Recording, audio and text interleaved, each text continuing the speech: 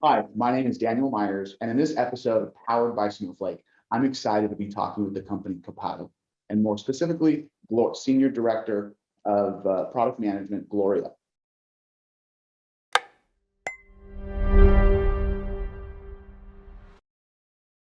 Gloria, how are you today? I am doing well. Thank you, Daniel. Great. Well, so one of the first things that I want to kick off today is, tell me a little bit about yourself and your background. So my name is Gloria. I'm based out of Atlanta. My background really comes from the Salesforce SI space. So working with a lot of the larger partners to really propel their digital transformation with the Salesforce platform. I've spent a lot of time as a business architect, a functional architect. And so data is a really big topic for me, and using data to make those decisions earlier on when you're in your digital transformation, beginning with planning and managing your entire value stream portfolio is really near and dear to my heart. That's great. That's great. So tell me a little bit more about, Copado and what does Copado do and things like that. Yeah, so Copado is the leading DevOps platform enabling the world's largest digital transformations on Salesforce. So we accelerate Salesforce deployments, we simplify the release process, and increase developer productivity. And then that in turn maximizes your return on cloud investments.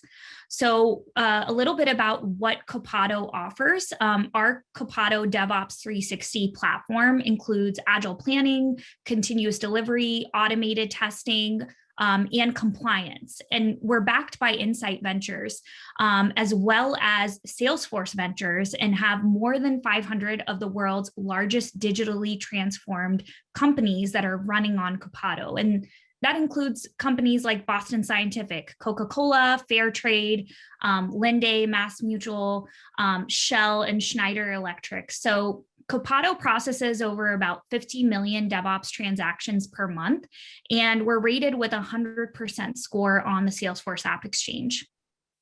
It's awesome. Those are some pretty cool names. So what stage company are you? And if somebody wants to learn more about your company, where should they go? So we're right now in a Series B stage. You can find us on Crunchbase if you want more information on our investors and where we are at in terms of our series. And we're about 250 employees today, and we're looking to scale up to 350 by the end of this year. Oh, that's pretty cool. So in your specific role at Copado, what are some of the key initiatives and goals that you have? So my specific role from the perspective of product is really building a world-class analytics product for the DevOps ecosystem. This is a really new space when we talk about analytics, data, and bringing that into DevOps. My goal is really to bring together data from the planning phase when you're building, checking things in, committing things right through the CLI, testing with automated testing, and then once you release to a production org, being able to give our customers a 360-degree view into their DevOps lifecycle with those analytics. So one of my major initiatives this year is to utilize the Snowflake platform along with Tableau and Salesforce to give our customers the insight they need to accelerate their digital transformation with Copado. That's awesome. So you mentioned a lot about the product. Can we see a demo today? Yes, absolutely. We can absolutely see a demo, and we have Kevin Blessum with us here today, who's actually going to kick that off. So Kevin, do you want to introduce yourself really quickly? Hey there, I'm Kevin Blessum, Director of Sales Engineering here at Copado, and I'm happy to be here supporting and providing you with a quick demo of Copado. So I'll start here in Copado, and the first thing that I'll mention is that this is a native application to Salesforce.com, and so everything that I'm going to move through here is built on Salesforce. The end users are actually interfacing with Copado from inside of the Salesforce UI. And the screen that we're on right now, this is the user story. Our application and our platform is all about delivering the proper business value up through the pipeline and sandboxes and so on to production. And our container or our package that serves as the vehicle of deploying those changes is the user story record here. And so this user story, right, it's really serving as the ideation of what the business users want. And as we have agile planning tools baked into Copado, these could be created from directly in Copado or pulled over from tools like Jira, Rally, Azure Boards, etc. And the user story is going to have all the relevant information that's informing the developers and admins of their work, of this change request that they need to build out. And up top, we can see where this work is going to originally be built in the Dev1 sandbox, and then the flow of environments that it's going to be deployed up through on its way to production. And this flow here is actually pulled from the pipeline manager. And to give you a look at that pipeline manager, every single customer of ours creates and customizes their own unique pipeline, their own set of environments. This is where you can perform various deployments and orchestrate releases in this type of a UI from all these different sandboxes. And along the way, we're going to be accounting for various types of testing that needs to take place. We're going to be automating Git operations in the version control system, so various branches that have to be built out, commits, and so on, and merges.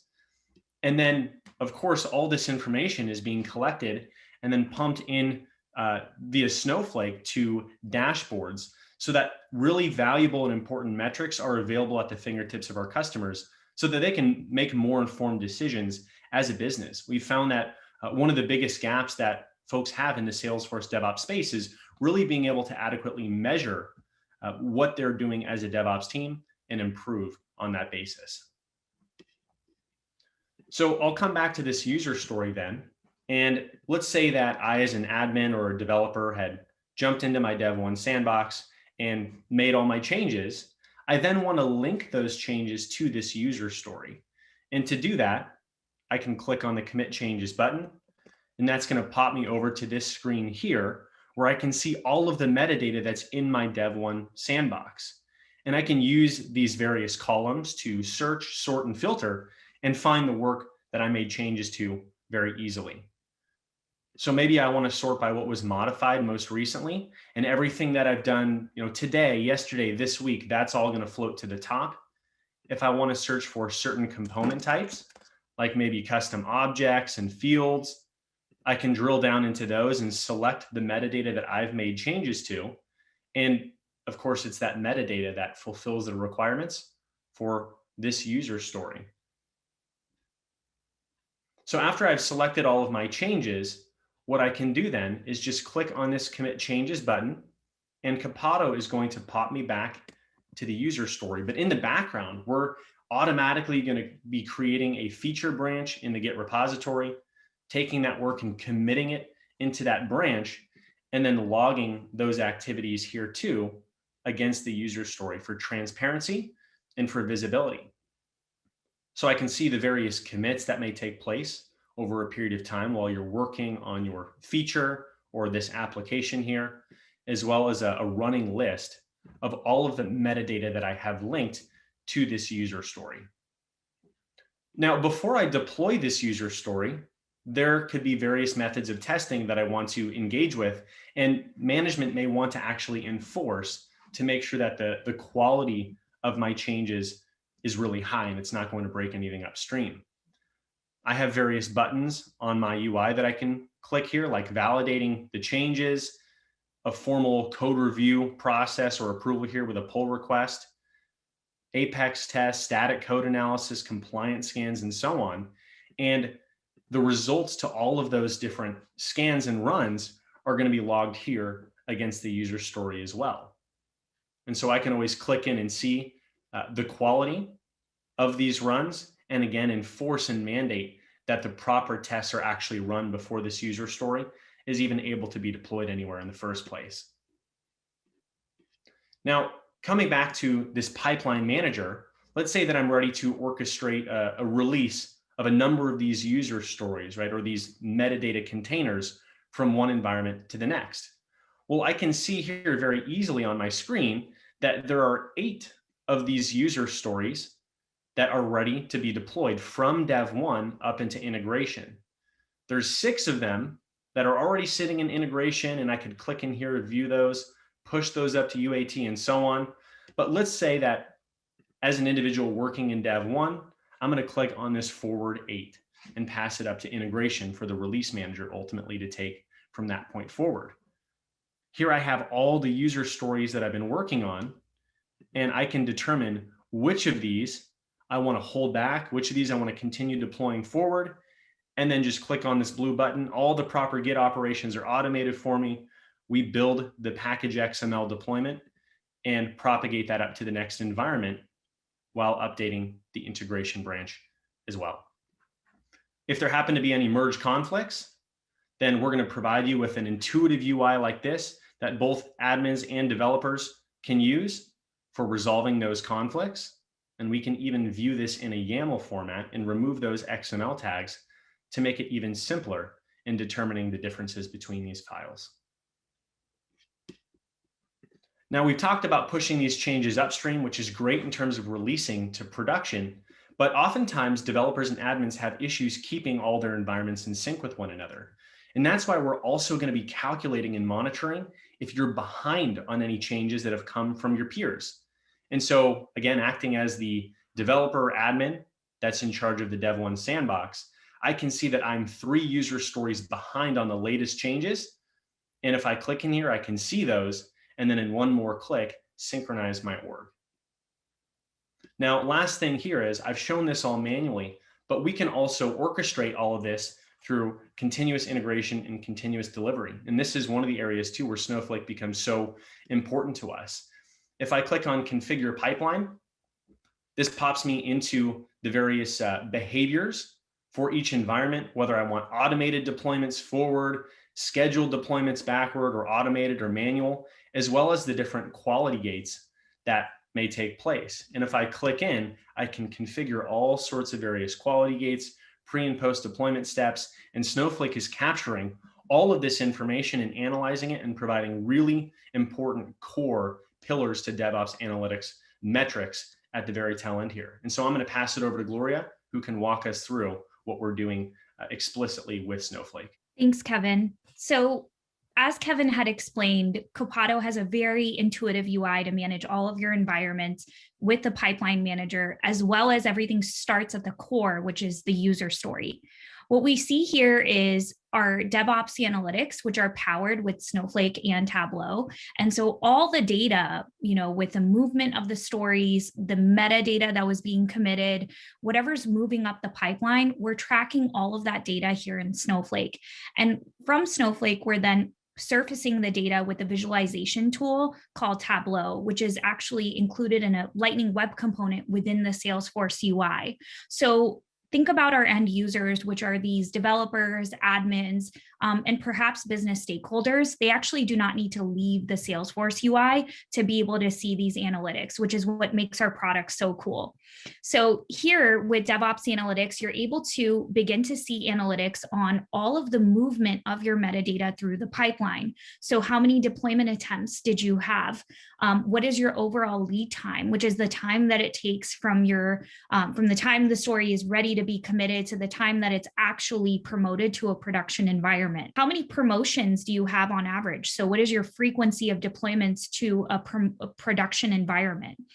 And then how large are those promotions, which we're able to see here on average, we have about 81 or 82 metadata items. So that can tell you the size of your promotions. Now I'll zoom in here, which, and this is one of my favorite graphs here, which is the deployment attempts chart. What we're doing here is we're aggregating every unique combination of source and target environment. And so what we're doing is calculating how many promotions do you have? How many deployments do you have? How many failed attempts? And then how many manual steps?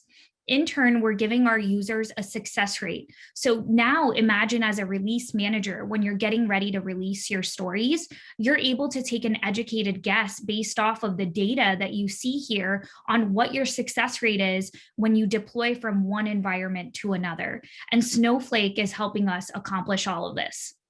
Now, on the left, we have what we call a deployment complexity chart. This is a bubble chart, and we're able to see across the board all of our promotions. And you'll see we actually do a pretty good job with our promotions in this environment. But how large are they, and how successful are you in getting those through to a production environment? Now, the colors indicate the number of attempts. And so what we're able to see is, as your promotions get larger, is it harder to deploy? Do you have more attempts? Do you have a greater number of attempts? And does the size of those promotions, which is the metadata components that are in those promotions, does that impact your success rate or your attempts? Now, next, what we have on our suite of analytics is actually a chart which can, this is my favorite chart, which can give you the state of the union on your development. So what exactly are you developing? And so what we're doing here is, you'll see a tree map. We are aggregating all of the information related to your user stories, and specifically the metadata files that are attached to those stories. So we actually get down to the file level here. And what you're seeing is a grouping of these metadata files based off of the number of times that they were promoted. So in this tree map here, I see our metadata files grouped by category, which is what the colors indicate. And the size of the squares actually adjust based off of the number of times that you have promoted them. And so I'm able to very quickly see, what are we spending our time on? And so these categories are all interactive. Let's say I'm a developer, and so I can go ahead and click on, let's say I'm a data analyst. I can go ahead and click on data, and I can go to database here, and you'll see that these types automatically adjust as I select them. Now, what's happening behind the scenes is we're drilling into all of the metadata files. So here I'm selecting custom field, and custom field is actually a metadata type on the Salesforce platform. It indicates a field that you see on a layout. And I see that the most promoted field is actually our description field. And I can go ahead and hover and see which fields we're promoting the most often. So I see status, I also see type. And so I'm able to really quickly see where are we spending our time. Now, I can apply the same logic to code as well. So if I were a developer and I wanted to focus on all the code that we were promoting with Copado, I could take a look at, let's say, our Apex classes, our Visual Force pages, our Lightning Web components, and where we're spending our time. So here you'll see we spend a lot of time promoting our deployment static resource. Now, all of this data is filtered, so you can filter by project, by team. And so if you're using Copado for your agile management or agile planning, you can actually filter all of this data based off of your, epic, team, theme, project. Now, what we're also seeing with this development data is overall, how many pull requests do you have that are merged versus opened? And of those open pull requests, which ones are needing action? So we're actually taking data also from Git and taking a look based off of the providers that we have, taking a look at the pull requests that are open and the review records against those pull requests that are open, and being able to provide a recommendation to our customers of, hey, you've got 24 pull requests open, and of those, these need some sort of action. And so you're able to then get into the Copado platform and take action on those pull requests. Now, I'll move over to our planning dashboard, which covers analytics on planning. And here you're able to see, planned work over time, a burn up chart, what your team is working on in terms of investigations versus stories versus tech debt versus bug fixes. You're able to see your active sprints and then compare, how much carryover do you have in each sprint? So we all know work gets pushed over to the next sprint every time you start a new release cycle. And so here you're able to quantify, what percentage of my sprints are actually carrying over. And we tie this all back with an overview dashboard where you're able to see an overview of your DevOps team. So how often are you deploying to your production environment, which means how often are you delivering value? And you want to make sure that that's trending up. your lead time, on average, how long does it take to get things delivered to production? Your change fail rate. So how often are you introducing risks or failures? And so imagine if you worked for a company like Delta Airlines, right? If you had a change fail rate of, let's say, 2 to 3%, that means on average 2 to 3% of the time you do a release, you are actually causing some type of downtime or business disruption. And at a company like Delta Airlines, that's a huge impact on the business, and there's a cost. So we're now being able to provide these analytics to our DevOps teams, right? So that they can move from really being seen as a cost center to a value center. So they can now say, we have this change fail rate, but we were actually able to recover in X amount of time. And that's what you're able to get with your recovery time. How fast did you recover from that failure? And then overall, you're able to see your work in progress and then your distribution of work delivered. So what percentage of that was new features versus bug fixes versus tech debt. So that covers our analytics suite. I hope it was helpful for you all to see how we're using Snowflake. I don't think that any of this would have been possible without Snowflake. And given the complexity that we have and the data that we're working with, we're actually able to reference, over 10 relationships in terms of objects, which is not possible with standard Salesforce reports and dashboards. And so we're really able to, take a deeper look into our deployment data and give our customers something that's consumable and easy to understand. Exciting. It's pretty cool to see how comprehensive this dashboard is, and kind of all the information that you're able to glean leveraging Snowflake. When and how did you first learn about Snowflake as part of this process? So where I had worked previously, prior to Copado, I was actually introduced to Snowflake. I had a former colleague that joined the Snowflake team actually to run the Alliances program. And so I had seen a lot about the products, heard a lot of buzz on social media, on LinkedIn, on Twitter. And so when I joined Copado back in 2019, I knew that Snowflake would be a good fit for our data platform, just given what I had heard from the field. And the analytics product that we were trying to build was very complex at the time. We're talking about, 20 to 30 objects and having to draw a conclusion from, one relationship to another. And so I knew that Snowflake would have been able to support that. I think also the time to value. When we heard about Snowflake and how quickly some of your customers were able to get started and go live, that's really what compelled us to get more interested in your platform and hear more about it. Cool. So, during your process there of, starting to leverage Snowflake, what was the decision-making criteria that you used? Did you have like a kind of a proof of concept phase, or what was your process in that decision-making? We absolutely did. And the Snowflake team was so supportive of that, because it's really hard to make a business decision, based off of looking at demos. And so we were actually able to do a extended trial with the Snowflake team. We trialed out the product. We did a lightweight proof of concept, and the level of support that we got from the Snowflake team really helped us stand up a quick POC to be able to show the value to our business stakeholders. And that really helped make the case. Now, in terms of what was important to us and what we were evaluating, security was number one, security and compliance. We're going through the FedRAMP process ourselves. And so we understand how important that is to our customers. And we wanted a really secure and compliant platform. I think also time to value. We were looking for something that would give us the scale that we needed, but also get quick to the market. And being on the product team, something that's really important to us from a product perspective is you come up with an idea and you ideate on something, and you need to be able to get to the market pretty quickly compared to your competitors. And Snowflake really helped us accomplish that. That makes a lot of sense. So, at the end of the day, why did you choose Snowflake over something else? We really see Snowflake, in terms of how fast you can scale with the Snowflake platform, and also how easy it is to use Snowflake.